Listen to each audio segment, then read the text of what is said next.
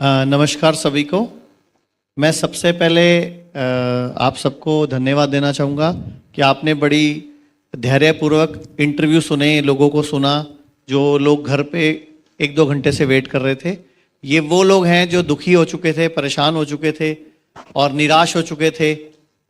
और हम लोगों ने या उन लोगों ने जब आयुर्वेद पे, नेचुरोपैथी पे अपना विश्वास जताया तो उसका रिजल्ट उन्होंने देखा।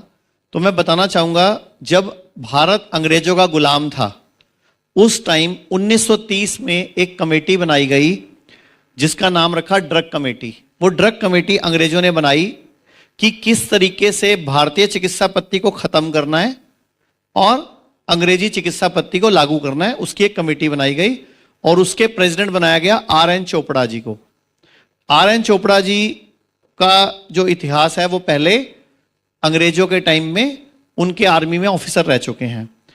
उन्होंने अपनी रिपोर्ट सौंपी और रिपोर्ट में क्या लिखा कि ट्रेडिशनल डॉक्टर, जो पुरानी भारतीय चिकित्सा पद्धति थी, उनको कैसे गिरफ्तार किया जा सके, उन पे कैसे केस चल सके, कैसे भारतीय चिकित्सा पद्धति को खत्म किया जा सके और उनकी पद्धति को भारत में फैला सके। उसके लिए उन्होंने 1940 में ड्रग एक्ट बनाया और उस ड्रग एक्ट के बाद भारत आजाद जब हुआ 1954 में वही ड्रग एक्ट का नाम बदल के 1954 drug and magic remedy act हो गया, जो अभी भी आज भी एग्जिस्ट कर रहा है। जो ड्रग ये कहता है, जो एक्ट ये कहता है कि कोई भी बीमारी आप नहीं कह सकते ठीक हो सकती है। जैसे मैं उदाहरण देता हूं, मॉडर्न चिकित्सा पद्धति में, विदेशी चिकित्सा पद्धति में डायबिटीज 2 तरह की होती है, टाइप 1, टाइप 2। लेकिन आयुर्वेद में डायबिटीज के, प्रमेय के 20 प्रकार बताए गए हैं।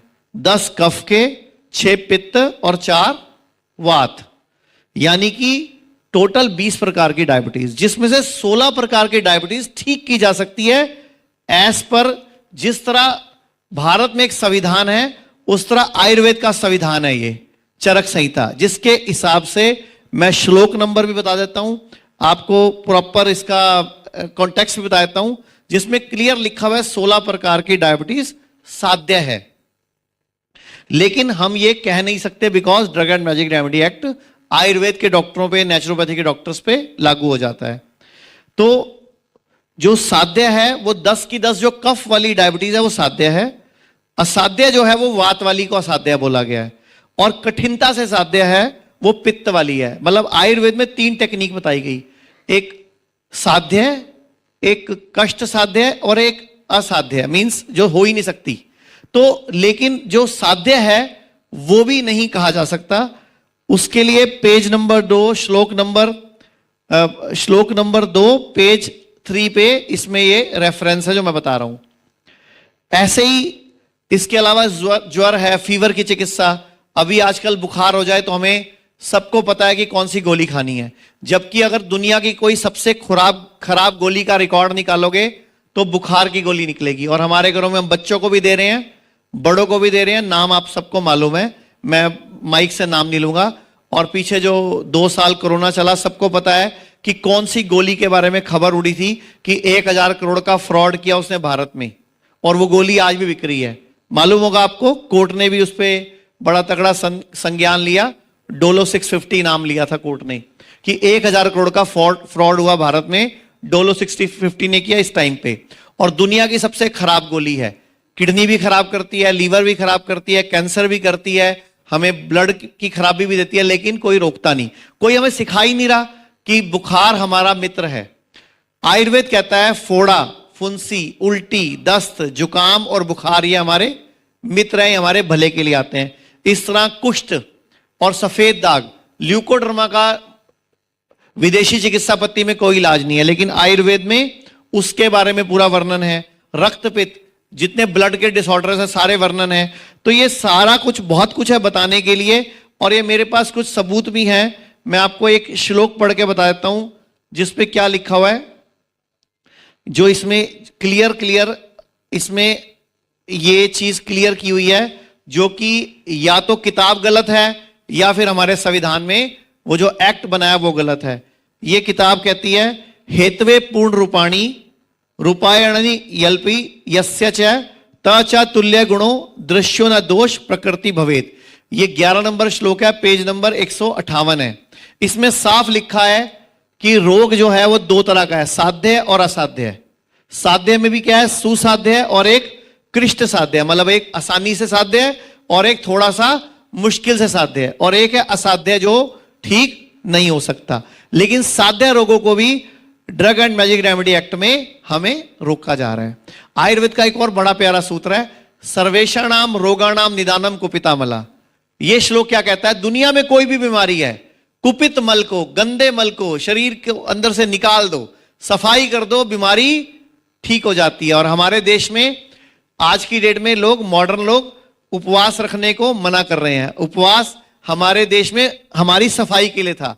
हर महीने एकादशी अमावस आती है, लेकिन हम लोग नहीं रख रहे। तो मैं इस मंच के माध्यम से सिर्फ यही कहना चाहूंगा कि अभी भी वक्त है, भारत के स्कूलों में हमें आयुर्वेद को पढ़ाना, योग को पढ़ाना अनिवार्य कर देना चाहिए। अगर हम सच में इस देश को आजाद देखना चाहते हैं और इस देश में बचपन से ही स्कूलों में सिखाया जाए क्या खाएं क्या नहीं खाएं, क्या ज्यादा खाएं क्या कम खाएं, और जितने भी ये फास्ट फूड या मार्केट में जंक फूड या पैकेट फूड बिक रहे हैं उन पे बड़ा बड़ा लाल लाल रंग में, जिस तरह सिगरेट पे छपा होता है, बीड़ी पे छपा होता है, तंबाकू पे छपा होता है, बड़ा सा कैंसर का फोड़ा बना होता है, वो सब वैसी फोटोएं लगाओ मैगी के ऊपर, वैसी फोटो लगाओ नमक के पैकेट के ऊपर, वैसी फोटो लगाओ चीनी के पैकेट के ऊपर, क्योंकि चीनी भी जहर है, सफेद नमक भी जहर है। हमारा सेंधा नमक पीछे कर दिया और आयोडीन के नाम पे सफेद नमक हमें चिपका दिया, गुड़ को शक्कर को पीछे कर दिया और हमें सफेद चीनी चिपका दी। ये सब अंग्रेजों ने किया जानबूझ के, ताकि भारत बीमार रहे,